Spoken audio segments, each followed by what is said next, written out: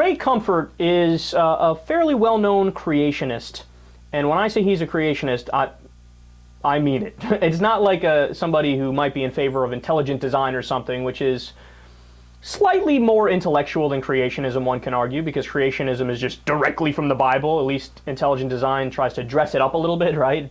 It's essentially the God of the Gaps argument is intelligent design. Well, he went after Bill Nye, the science guy, and said, well, obviously this guy doesn't know about science. His name is the science guy.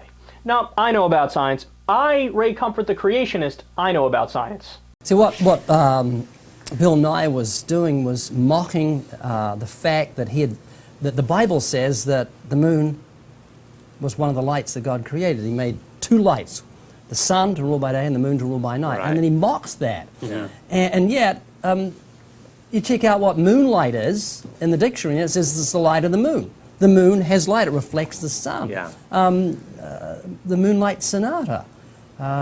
Just lots of beautiful songs. Yeah. So the moon does and it's just, what it is they embrace a lie rather than the truth. They choose to believe a lie, and the Bible says they receive strong delusion, and they certainly are strongly deluded. Yeah. They embrace a lie more than the truth, and they're strongly deluded. Yeah. Projection much? And I love how he ended the sentence with the Bible. He's like, the Bible says they're really deluded, so they're deluded. You're quoting something that makes you sound delusional while you're calling somebody else delusional. I mean, that hurts the stupidity of that hurts your head, right?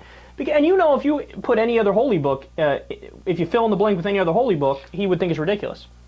The Roman gods say that these guys are delusional, so they're totally delusional.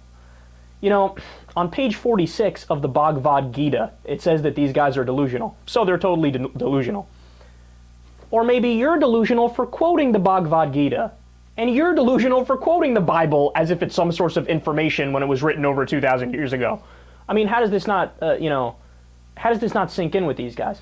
But look at the issue that he brought up. He's referring to when Bill Nye was on Bill Maher's show, and he said, look, back during the time of the Bible, they thought that the moon, it says that there's two lights, like Comfort alludes to, that there's the light of the sun during the day and then the moon at night. And Bill Nye brought up the fact that actually the moon doesn't have any light.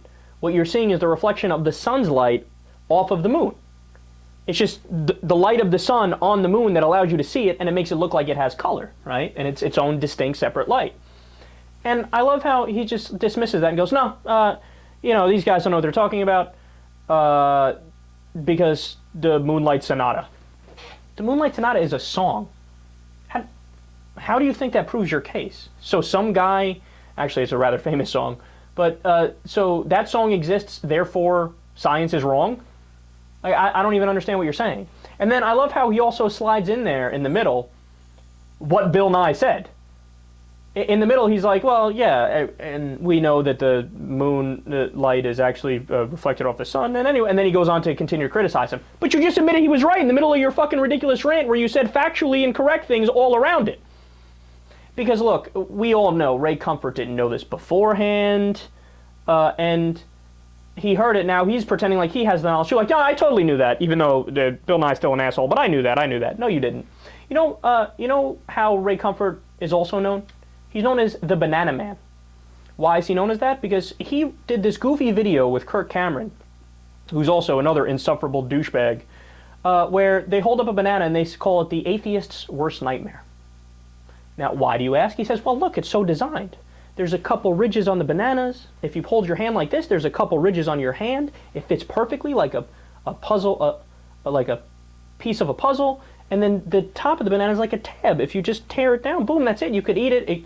It's shaped perfect for eating. So the design means that there has to be a designer. Duh, you dumb atheists. Now, what is he missing? The banana does not look like that. The banana, over the years, has been genetically modified to look like that. Wild bananas are disgusting looking. They look like little crushed up potatoes, right? Just like a bumpy texture to them. Looks like a blob. And they have seeds all in them. They're almost completely not edible, right? We had to genetically modify them to get them. So if anything, that proves our point, that science actually makes life a lot easier, and science can aid in the design. Of course, bananas also evolved over the years, right? But the other point about that is, look, I have to be honest, when I was a child, when I was young, I thought that was a strong argument for the existence of God. And honestly, I think everybody at one point in their lives did, before they read or learned about science, right? That they thought, well, look, everything does seem to be rather designed, so doesn't that mean there's a designer? It seems to be straightforward, but that's such a fallacy that it is its own fallacy. It has its own name. It's called the fallacy of passing the buck.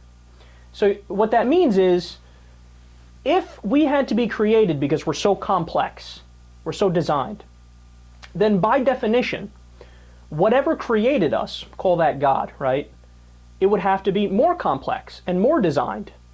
Because to create us, to create all this detail and complexity, you would have to be even more complex, by definition, right?